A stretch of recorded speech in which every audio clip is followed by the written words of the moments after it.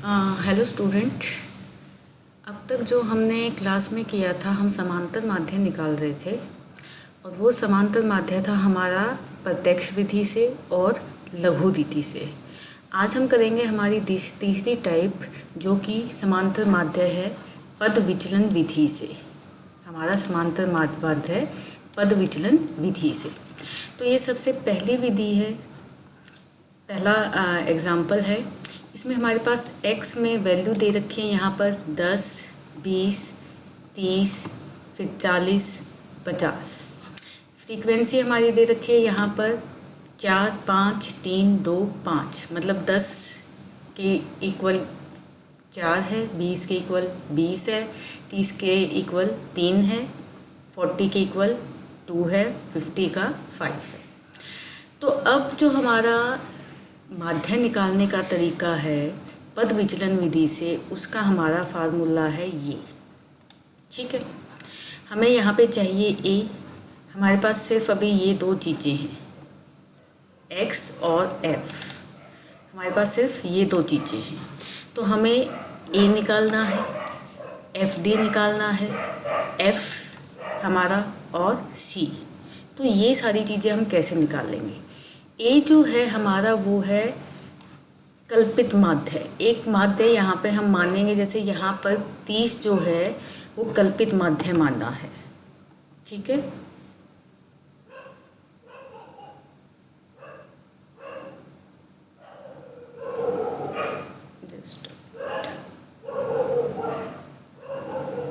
ए जो है हमारा यहाँ पर 30 है। ठीक है, तो हमने यहाँ पर ए हमारा 30 मान लिया। हमने निकालना है सबसे पहले डी। डी कैसे निकलेगा? इस 10 में से हम इस कल्पित माध्य को, जो हमारा 30 था, उसको माइनस कर देंगे। तो 10 माइनस 30 माइनस के हमारे 20 आ गए। फिर इसी 20 को हम 30 जो हमारा कल्पित माध्य था उसमें से माइनस करेंगे, माइनस 10 हमारा आ जाएगा। फिर 30 में से 30 माइनस करेंगे, 0 आ जाएगा। फिर 40 जो हमारी नेक्स्ट डिजिट है ये 40 में से 30 माइनस किया 10। जो लास्ट डिजिट है 50 में से 30 माइनस किया 20। ठीक है, अब हमें चाहिए डी डैश, क्योंकि यहाँ पर देखो ये एफ डी डैश है। ठीक है, तो डी डैश के लिए हमने क्या करना है, जो हमारा ये 20 आया था इसको हम 10 से डिवाइड करेंगे। 10 क्या है हमारा, देखो ये यहाँ पर 10, यहाँ पर क्या था 10, 20, 30, 40, 50, मतलब हर एक सीरीज़ में हमारा 10 का गैप था यहाँ पर। तो ये हमारा 10 का वो क्लास इंटरवल का गैप है। तो -20 को हम 10 से डिवाइड करेंगे, -2, -10 को हम 10 से डिवाइड करेंगे, -1, 0 को हम 10 से डिवाइड करेंगे 0। इस तरह से हमारा 1, इस 10 को जब हम 10 से डिवाइड करेंगे 1, 20 को जब हम 10 से डिवाइड करेंगे तो 2, ये हमारा आ गया। अब हमने ये एफ डी डैश निकालना है। एफ हमारा ये था 4, 5, 6, 7, 4, 5, 3, 2, 5। तो अगर हम 4 को -2 से मल्टीप्लाई करते हैं तो 8 आ गया हमारा, माइनस का 8। फिर माइनस का 5, 3 को 0 से 0, 2 को 1 से 2 और 5 को 2 से 10। 8 और 5 13, माइनस के यहाँ पे हमारे हो गए 13 और 10 और 2 12। ये हमारे जो 12 हैं वो हमारे प्लस के 12 हैं।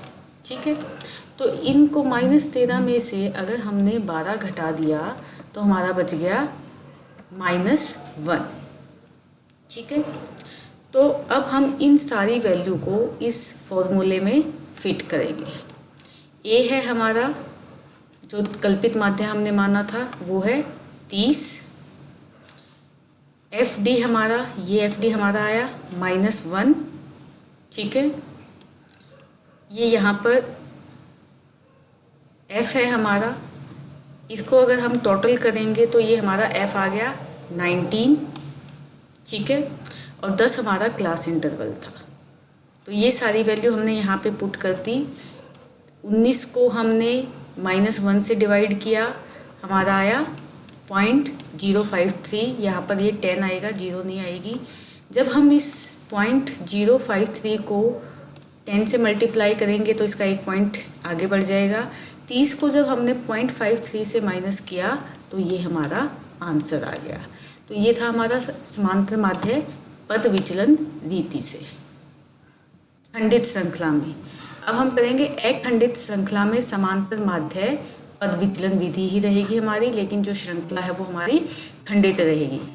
तो हमारे पास क्वेश्चन ये है, ठीक है, ये क्वेश्चन है हमारा, क्लास इंटरवल हमारा दिया हुआ है, ये फ्रीक्वेंसी हमारी दी हुई है ये। अब हमने यहाँ पर मानना तो हमने भी कल्पित माध्य है, लेकिन कल्पित माध्य हम मानेंगे किसके, क्योंकि यहाँ तो हमारी जो वैल्यू है वो क्लास इंटरवल में दे रखी है। तो हम क्या करेंगे, एक मिड पॉइंट निकाल लेंगे जिसको हमने यहाँ पर m से डिनोट किया है। मिड पॉइंट हमारा कैसे निकलेगा, 0 से 10 है तो 0 + 10 और उसको 2 से हम भाग दे देंगे, तो यहाँ पर 2 पंजे 10, 5 आ जाएगा। 10 + 20 30 हो गया, 30 को हम 2 से भाग करेंगे 15 आ गया। 30 + 20 50, 50 को हम 2 से भाग करेंगे 25 आ गया। तो इसी तरीके से हम सारे ये करते जाएंगे तो हमारे पास 5, 15, 25, 35, 45, 55 ये हमारा आ गया मिड पॉइंट। अब इस मिड पॉइंट में से हम एक कल्पित माध्य मानेंगे। यहाँ पे हमने कल्पित माध्य 15 मान लिया, ठीक है। तो अब हम 5 - 15 जो हमारा मिड पॉइंट है उसमें माइनस करके हम 15 निकाल करेंगे, तो आ गया हमारा -10, 15 - 15 0, 25 - 15 प्लस के 10। इसी तरह से हम सारा कैलकुलेशन कर लेंगे। फिर हमने निकालना है यहाँ पे d', इसको हम 10 से डिवाइड कर देंगे, -10 को हम 10 से डिवाइड कर देंगे। 10 से क्यों, क्योंकि जो हमारा क्लास इंटरवल में यहाँ पे जो गैप है 10 से 20, 20 से 30, 30 से 40, ये गैप जो है वो 10 का है। तो हमने 10 से डिवाइड किया, -1 0 +1 2 3 4। अब हमें चाहिए FD। देखो हमारा ये d' निकला आया, F हमारा ये था, तो इन दोनों को हम मल्टीप्लाई कर देंगे। तो 1 × में यहाँ पर हमारा 4 माइनस का 4, 6 × में 0 0, 20 × में 1 20, 10 × में 2 20, 7 × में 3 21 और 3 × में 4 12, ठीक है। तो हमारे यहाँ पर 12 माइनस का 4 हो गया, प्लस के 73 हो गए, तो यहाँ पे प्लस की वैल्यू 69 हमारी आ गई। अब इसको हम यहाँ पे इस फॉर्मूले में पुट करेंगे।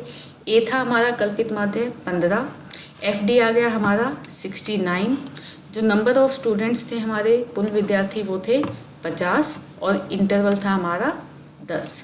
तो 15 प्लस जब हम इसकी कैलकुलेशन कर लेंगे तो हमारा आएगा 13.8, तो हमारा आंसर आ जाएगा 28.8। ये था हमारा अखंडित श्रृंखला में समांतर माध्य। तो हमने यहाँ पर समांतर माध्य की 3 विधियाँ डिस्कस की हैं, प्रत्यक्ष विधि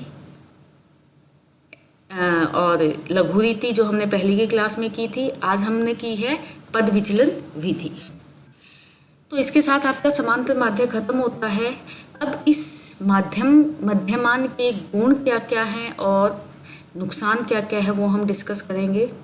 तो किसी भी एक मान के ज्ञात न होने पर, अगर हमारे पास कोई भी एक मान नहीं है तो उसके ज्ञात न होने पर जो मध्यमान है उसकी गणना हम यहाँ पर नहीं कर सकते।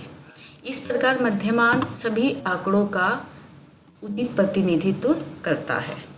इसके द्वारा जो समस्त शोधकर्ता है समान मूल्य प्राप्त करते हैं, क्योंकि इसमें अनिश्चित नियमों या सूत्रों का प्रयोग किया जाता है, इसलिए निश्चित नियमों या सूत्रों का प्रयोग किया जाता है, तो इसकी वजह से यह एक विश्वसनीय विधि है हमारी।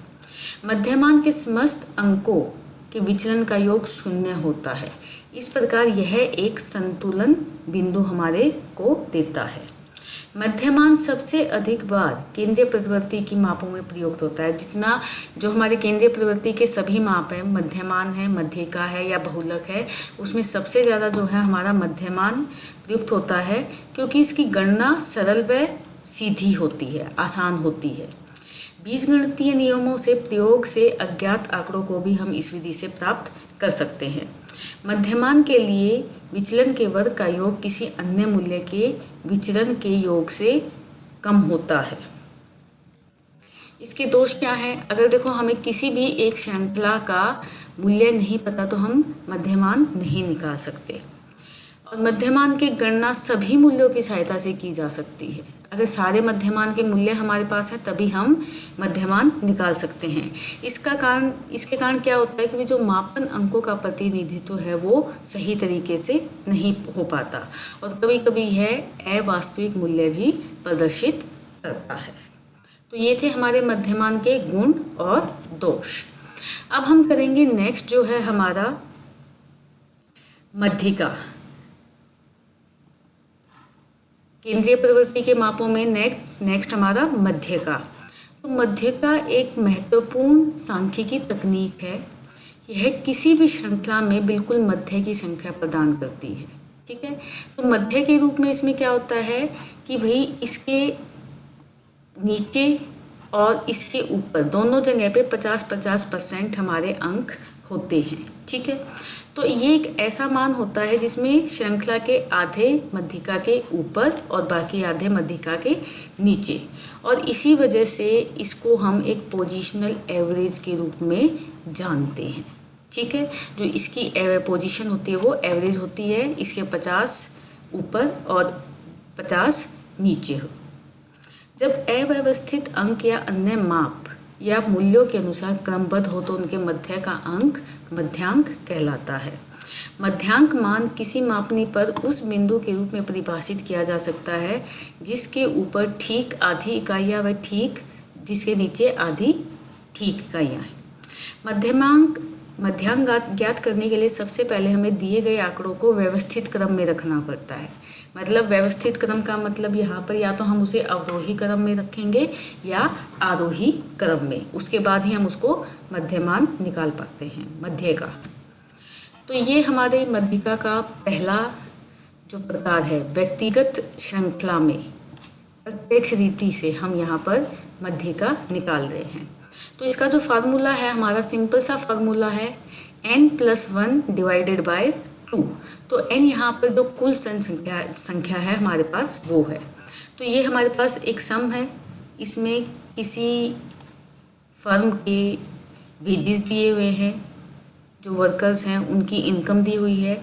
सबसे पहले हमने इनको आरोही या अवरोही क्रम में व्यवस्थित करना है। उसके बाद हमने फार्मूला लगाना n+1। तो हम इनको गिनेंगे 1 2 3 4 5 6 7 है हमारे ये नंबर। तो यहाँ पर 7 + 1 डिवाइडेड बाय 2, तो 7 और 1 8, 2 चौक 8।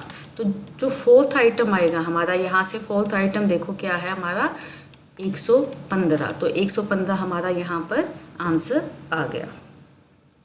तो ये था हमारा व्यक्तिगत श्रृंखला में प्रत्यक्ष रीति से। अब हम करेंगे खंडित श्रृंखला में लघु रीति से। ठीक है, तो हमारे पास वैल्यू है x में 1 से लेकर 9 तक। जो हमारी फ्रीक्वेंसी है वो है 8 10 11 16 25 ये। तो यहाँ पर हमारे x में ये वैल्यू आ गई, हमारी टोटल नंबर 9 है। फ्रीक्वेंसी हमारी ये आ गई। अब हमें यहाँ पर क्यूमुलेटिव फ्रीक्वेंसी निकालने की ज़रूरत है, CF। तो हम क्या करेंगे, पहला अक्षर ऐसे कैसे लिखा 8, फिर नेक्स्ट इस 10 में 8 हम जोड़ देंगे, हमारा आ गया ये 18। फिर इस 18 में हम 11 जोड़ेंगे 29, फिर इस 29 में 16 जोड़ेंगे 45। तो इस तरीके से हम इसको करते करते यहाँ पर जो हमारा टोटल आ गया 120। हमारा यहाँ पे फॉर्मूला थोड़ा चेंज हो जाएगा, n/2 हो जाएगा। वहाँ पे था n+1 डिवाइडेड बाय 2। ठीक है, तो n नंबर हमारे टोटल नंबर कितने हैं 20। इसको हम 2 से डिवाइड करेंगे तो हमारा 60 आ गया। अब हम इस श्रृंखला में देखेंगे 60 कहाँ पर पड़ रहा है। तो जो हमारी 65 वाली लाइन है, ये लाइन 65 60 में आएगा। तो जो हमारी मध्यिका हो जाएगी वो हो जाएगी यहाँ पर 65। ठीक है, आज की क्लास के लिए इतना ही, बाकी का हम नेक्स्ट क्लास में करेंगे।